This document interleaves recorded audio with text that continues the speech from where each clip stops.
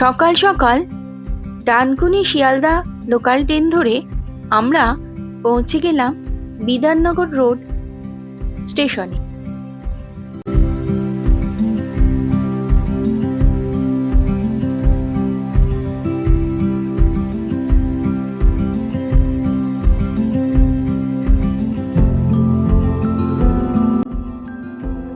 এরপর আমরা শিয়ালদা ও গেদে লোকাল ধরলাম। আজকে আমাদের গন্তব্যে পৌঁছে দেবে এই গেদে লোকাল।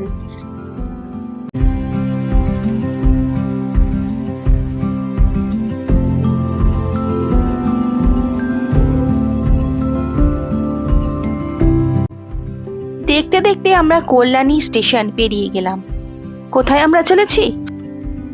আমরা চলেছি এমন একটি গ্রামে, যে গ্রামের সাথে ওতপ্রোতভাবে জড়িয়ে রয়েছে মহারাজ কৃষ্ণচন্দ্রের নাম।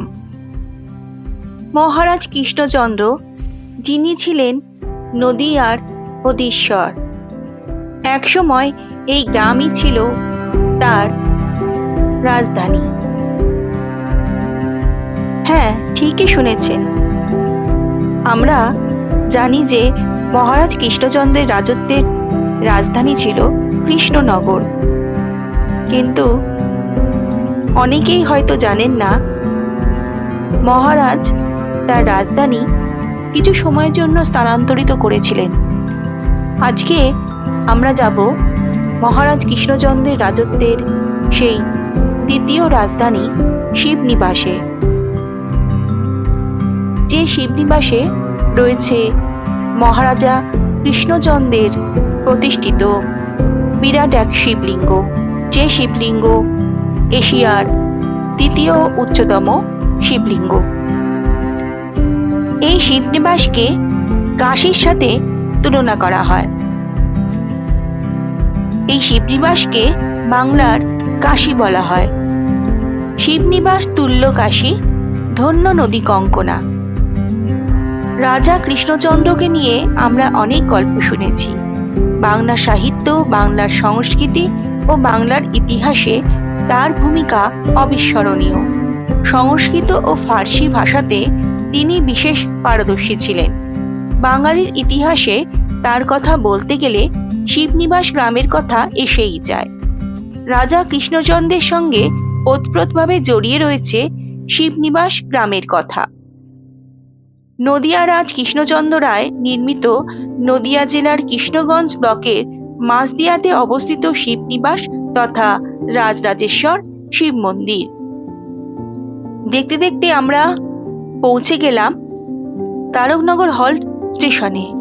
কলকাতা থেকে এই মন্দিরে আসতে হলে শিয়ালদা স্টেশন থেকে গেদে লোকাল ধরে তারকনগর বা পরের স্টেশন মাঝদিয়াতে নেমে টোটো বা অটোতে মন্দিরে যেতে পারবেন। শিয়ালদা স্টেশন থেকে তারকনগর স্টেশনের রেলপথের দূরত্ব 113 কিলোমিটার, আর মাঝদিয়া রেল স্টেশনের দূরত্ব 120 কিলোমিটার। কলকাতা থেকে সড়ক পথে শিবনিবাসের দূরত্ব 120 কিলোমিটার। কৃষ্ণনগর স্টেশন থেকে দূরত্ব 25 কিলোমিটার। কৃষ্ণনগর রেল স্টেশন থেকে বাস অথবা ট্যাক্সিতে আসা যায়। কলকাতা থেকে একই দিনে মন্দির দর্শন করে ফিরে আসা যায়। দুদিনের ট্যুর প্রোগ্রাম হলে কৃষ্ণনগর নবদ্বীপ ধাম ও মায়াপুরের ইস্কন মন্দির দর্শন করে ফিরে আসা যায়। আমরা তারকনগর স্টেশনে নেমে সেখান থেকে একটি অটো ধরে চললাম শিবনিবাসের দিকে। অটোতে জনপ্রতি ভাড়া 20 টাকা করে। আসুন এবার শিবনিবাসের মাহাত্ম্য জেনে নিই। তার আগে একটি কথা বলে রাখি, এই শিবনিবাস সম্পর্কে যাবতীয় তথ্য দিয়েছেন বিশিষ্ট লেখক ও জ্যোতিষী শ্রী শ্যাম সুন্দর দত্ত মহাশয়, যিনি একসময় এই শিবনিবাসে বাস করতেন। আর শিবনিবাসের বর্তমান প্রধান সেবায়িত শ্রী স্বপন ভট্টাচার্য মহাশয় তারই বাল্যবন্ধু। শ্যামসুন্দর মহাশয় আমার খুবই পরিচিত এবং পিতৃতুল্য। তিনিই আমাকে এই মন্দির সম্পর্কে যাবতীয় তথ্য দিয়েছেন এবং তিনিই বলেছিলেন যে এই মন্দিরটি ঘুরে আসতে এবং এর মাহাত্ম্যকতা সকলের কাছে তুলে ধরতে। যদিও শিবনিবাসের মাহাত্ম্যকতা বহু আগে থেকেই প্রচলিত, তাই আমিও চলে এসেছি শিবনিবাসের শিব ঠাকুরকে দর্শন করতে। শিবনিবাসকে নিয়ে ভিন্ন ভিন্ন মতভেদ রয়েছে। শোনা যায় ইংরাজি 1750 সালের পূর্বে এখানে নাকি কোনো জনবসতি ছিল না। এই বিস্তীর্ণ অঞ্চল জুড়ে ছিল ঘন জঙ্গল। রাজা কৃষ্ণচন্দ্র কৃষ্ণনগরে বর্গীহানা থেকে রক্ষা পাওয়ার জন্য নিরাপদ আশ্রয় খুঁজতে শুরু করলেন। সভাসদদের কাছে জানতে পারলেন একটি ছোট অরণ্যের কথা, যে অরণ্যটি চূর্ণী নদী ঘেরা। বর্গীহানা থেকে রক্ষা পেতে এটি একটি নিরাপদ জায়গা। কৃষ্ণনগর থেকে এখানে রাজপ্রাসাদ স্থানান্তরিত করা যেতে পারে, কারণ নদী পেরিয়ে বর্গী বা কোনো শত্রু হঠাৎ করে আক্রমণ করতে সক্ষম হবে না। শোনা যায় একসময় এই চূর্ণী নদীর ধারা নাকি কঙ্কনার উপর দিয়ে বয়ে চলত। অরণ্যটি ছোট হওয়াতে খাল খনন করে চূর্ণী নদীকে ঘুরিয়ে দেওয়া হয়। ফলে অরণ্যটি আকার আয়তনে বৃদ্ধি পায় বটে, কিন্তু কঙ্কনা নদীর ধারা ধীরে ধীরে বিলুপ্ত হয়ে যায়। বর্ষাকালে কঙ্কনা আজও বিশাল জায়গা জুড়ে জলে পরিপূর্ণ হয়ে যায়। কবি ও নাট্যকার দীনবন্ধু মিত্রের সুরধ্বনি কাব্যতে বলা হয়েছে, গঙ্গার চরণে করি সাহসে প্রণতি, উত্তর করিল চূর্ণী মাথা ভাঙা সতী, শিকারপুরের কুটি তাহার উপরে, ছাড়িয়া এসেছি পদ্মা লহরী নিকরে, তিনজন একাশনে কিছু দূর এসে কুমার চলিয়া গেল মাগুরা প্রদেশে, দুইজন আইলাম কৃষ্ণগঞ্জ ধামে, তথা হতে ইছামতি চলি গেল বামে, সঙ্গিনী বিচ্ছেদ ভাবি নয়নের জলে, একা আইলাম শিবনিবাসের তলে, যথায় বিরাজে আজি রাজনিকেতন, পাতিত করেছে কিন্তু কাল পরশন, এক্ষণে গঙ্গেশচন্দ্র রাজা তথাকার, কৃষ্ণচন্দ্র অংশতায় করিছে বিহার, কঙ্কনের মতো আমি এসেছি ঘুরিয়ে, তাই সে থাকে মোরে কঙ্কনা বলিয়ে। এই বর্ণনা অনুযায়ী পদ্মার শাখা নদী মাথা ভাঙা কৃষ্ণগঞ্জের কাছে এসে দ্বিধা বিভক্ত হয়ে বাম বাহিনী ইছামতি এবং দক্ষিণ বাহিনীর নাম হয় কঙ্কনা। নারীদের হাতের চুড়ির মতোই প্রায় বৃত্তাকার ছিল কঙ্কনা নদীর প্রবাহপথ, তাই রাজা কৃষ্ণচন্দ্র নাম দিয়েছিলেন কঙ্কনা। এই নদী চূর্ণী নদীর আদি উৎস। রাজা কৃষ্ণচন্দ্র ছিলেন শিব এবং রামসীতার পরম ভক্ত, তাই এই অঞ্চলে শিব এবং রামসীতার মন্দির স্থাপনের জন্য তিনি উদ্যোগী হয়েছিলেন। ইংরাজি 1754 সালে দুটি শিব মন্দির ও একটি রামসীতার মন্দির স্থাপন করেন। এছাড়াও শিবনিবাসের চারধারে ছোট ছোট 108টি শিব মন্দির স্থাপন করেন। তবে বর্তমানে সেই 108টি শিব মন্দিরের সবকটি এখন আর নেই, অনেকগুলি ধ্বংস হয়ে গেছে। রাজা কৃষ্ণচন্দ্রের দুই রানী ছিল, রাজরাজেশ্বরী ও রাগেশ্বরী। বড় শিব মন্দিরটি রানী রাজরাজেশ্বরীর নামে এবং ছোট শিব মন্দিরটি রাগেশ্বরী নামে স্থাপন করেন, আর রামসীতার মন্দিরটি রাখেন তার নিজের নামে। শিব মন্দির স্থাপন করার পর জায়গাটির নাম রাখেন শিবনিবাস, ভগবান শিবের বাসস্থান। রানী রাজরাজেশ্বরীর নামে যে শিবলিঙ্গটি রয়েছে, এশিয়ার দ্বিতীয় বৃহৎ এবং পূর্ব ভারতের সবচেয়ে বড় ও পুরাতন কোষ্ঠী পাথরের শিবলিঙ্গ। কৃষ্ণনগর থেকে রাজধানী স্থানান্তরিত করে এখানে গুপ্ত রাজপুরী স্থাপন করেন মহারাজ কৃষ্ণচন্দ্র। ধীরে ধীরে শিবনিবাসের আশেপাশে কয়েকটি জনবসতি গড়ে তোলার উদ্যোগ নেন তিনি। শিবনিবাসের পূর্ব ও পশ্চিম দিকে জনবসতি স্থাপন করে গোপ সম্প্রদায়ের জনবসতি বিস্তার করেন। তখনকার দিনে এই গোপ সম্প্রদায়ের মানুষজন ছিল ভয়াবহ দুর্ধর্ষ লেঠেল। শত্রুদের দমন করার জন্যই রাজা কৃষ্ণচন্দ্র শিবনিবাসের আশেপাশে এই গোপ সম্প্রদায়ের জনবসতি গড়ে তোলেন।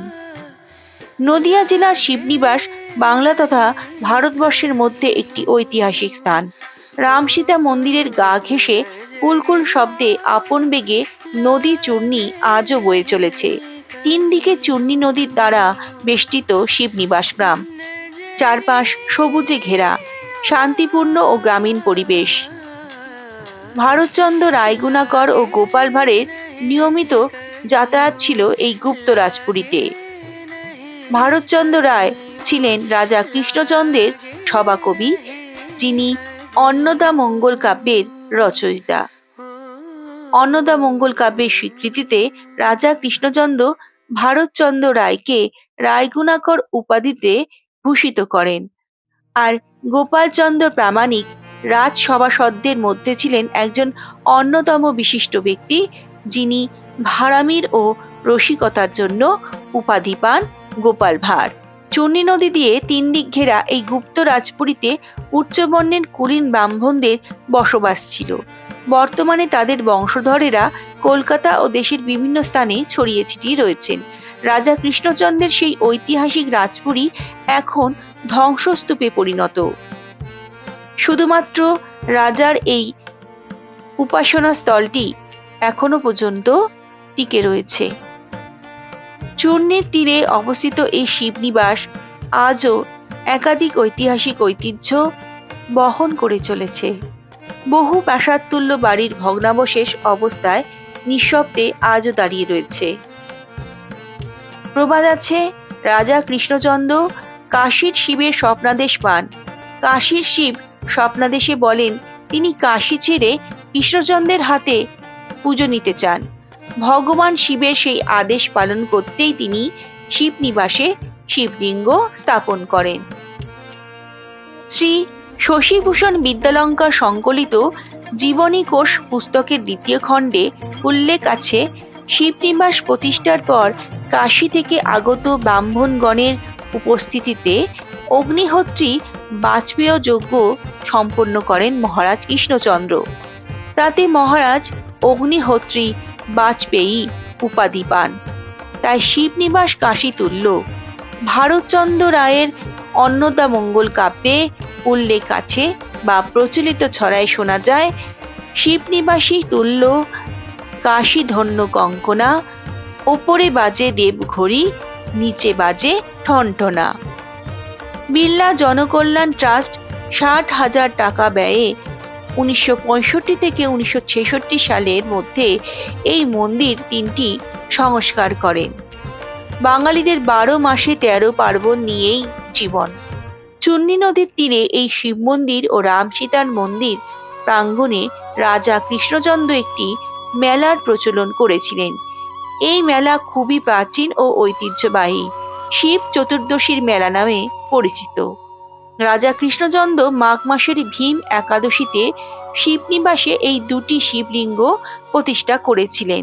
তাই এই তিথিতে এখানে আজও বিশেষ শিব পুজো, বিশাল মেলা চলে আসছে।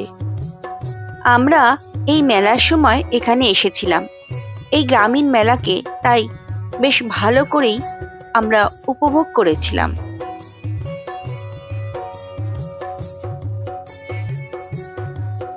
রাজরাজেশ্বর মন্দিরটির উচ্চতা 120 ফুট। এই মন্দিরের ছাদ ঢালু ও গম্বুজাকৃতির। 8 কোণা মন্দির। মন্দিরের গায়ে পোড়ামাটির কাজ, ইসলামিক ও গথিক স্থাপত্য শৈলীর কাজ দেখার মতো। মন্দিরের প্রতিষ্ঠাকাল 1754 খ্রিস্টাব্দ। মন্দিরে প্রতিষ্ঠিত রাজরাজেশ্বর শিবলিঙ্গটির উচ্চতা 11 ফুট 9 ইঞ্চি এবং এর গৌরীপট 26 ফুট। সিঁড়ি দিয়ে উঠে শিবের মাথায় জল ঢালতে হয়। দ্বিতীয় শিবলিঙ্গের মন্দিরটির উচ্চতা 60 ফুট। রাগেশ্বর শিবলিঙ্গটির উচ্চতা 7 ফুট।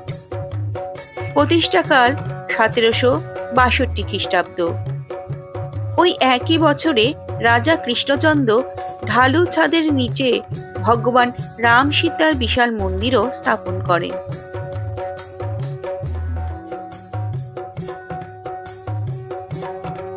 শিবনিবাসে সারা বছর ভক্তদের সমাগম ঘটলেও শ্রাবণ মাসে ভক্তদের ভিড় জমে ওঠে। শ্রাবণ মাসে এখানে বহু মানুষের সমাগম হয়।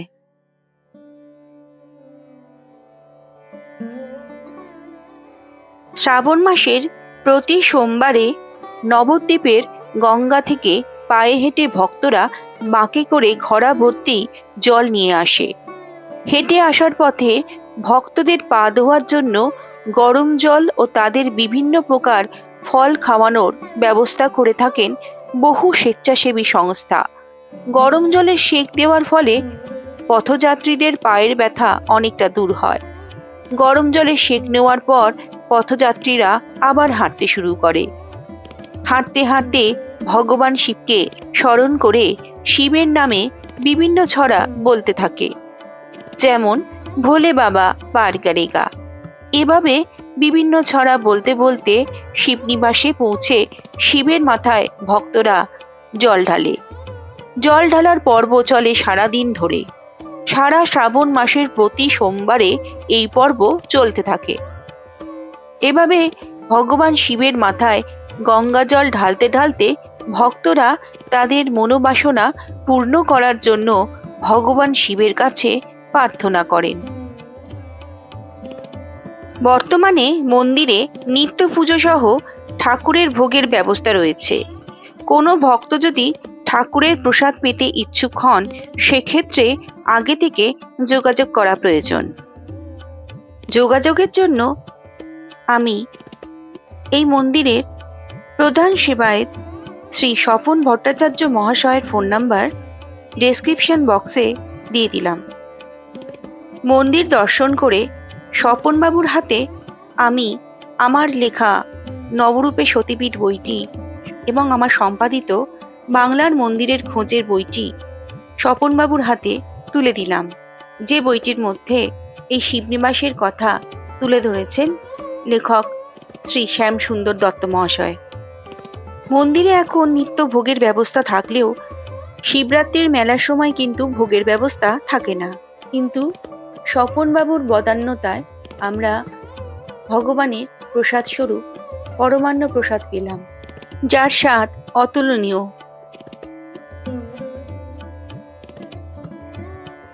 মন্দির প্রাঙ্গণে মেলার মধ্যেই আমরা পেয়ে গেলাম বিন্নি ধানের খইয়ের মুরকি। এখানকার বিখ্যাত এই বিন্নি ধানের খইয়ের মুরকি বেশ ভালো খেতে। এরপর আমরা মেলায় ঘুরতে থাকলাম, কিছু কেনাকাটিও করলাম, আবার খাবারও খেলাম।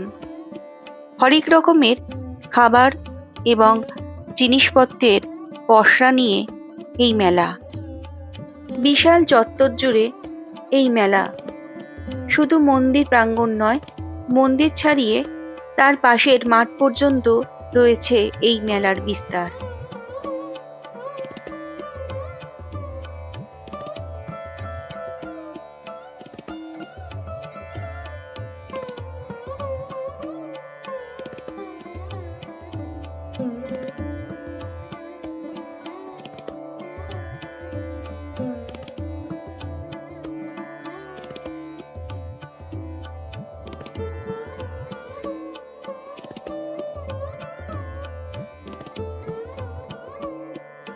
এই মন্দিরের অদূরেই রয়েছে একটি বড় ঠাকুরের মন্দির। আমরা সেই মন্দির দর্শন করতে এগিয়ে গেলাম।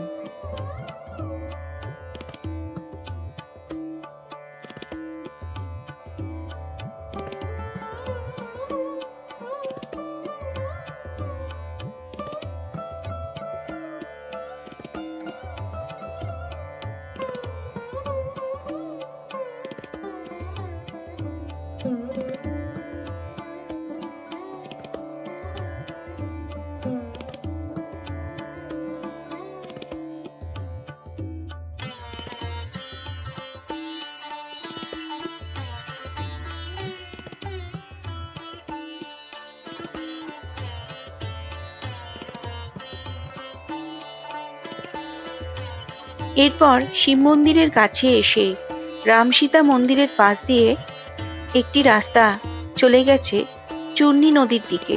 আমরা সেই রাস্তা দিয়ে এগিয়ে চললাম চূর্ণী নদীর দিকে।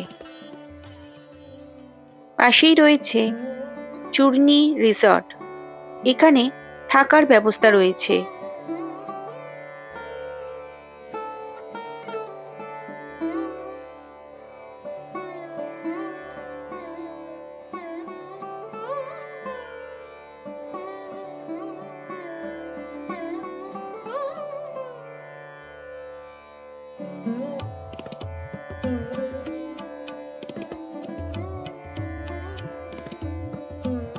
চূর্ণী নদীর ঘাটের দিকে আমরা চললাম। সামনেই এই চূর্ণী নদী। পড়ন্ত বিকেলে চূর্ণী নদীকে বেশ সুন্দর লাগছিল দেখতে। পাশেই রয়েছে চূর্ণী নদীর উপর বাঁশের সাঁকো। এই সাঁকো পেরিয়ে ওপারে যাওয়া যায়। সেখান থেকে অটো বা টোটো ধরে আবার পৌঁছে যাওয়া যায় মাঝদিয়া স্টেশনে।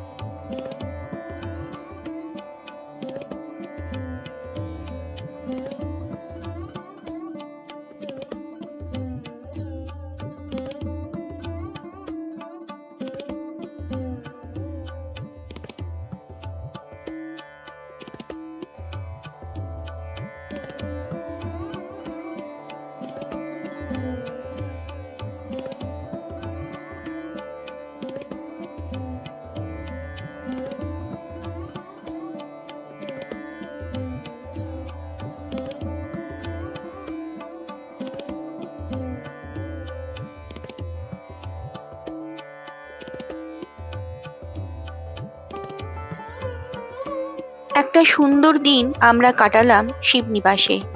এবার বাড়ি ফেরার পালা।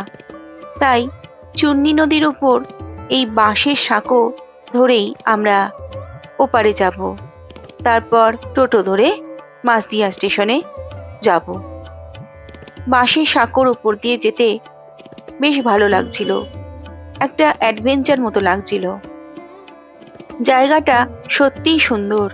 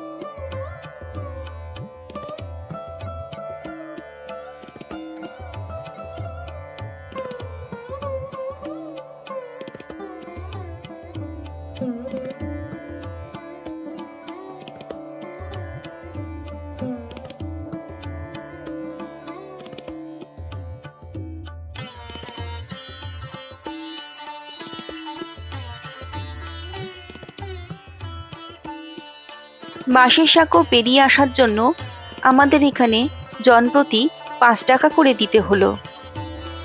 যে টাকাগুলি ব্যয় হয় এই বাঁশের সাঁকো রক্ষণাবেক্ষণের জন্য। আজকের ভিডিও এই পর্যন্তই। আজকের ভিডিওটি আপনাদের কেমন লাগলো অবশ্যই লাইক কমেন্ট করে জানাবেন এবং ভালো লাগলে ভিডিওটি শেয়ার করবেন। চ্যানেলে নতুন হলে অবশ্যই চ্যানেলটিকে সাবস্ক্রাইব করবেন এবং পাশে থাকা বেল আইকনটিকে ক্লিক করবেন, যাতে পরবর্তীকালে যদি এই চ্যানেলে কোনো নতুন ভিডিও আসে তাহলে আপনার কাছে চলে যায়।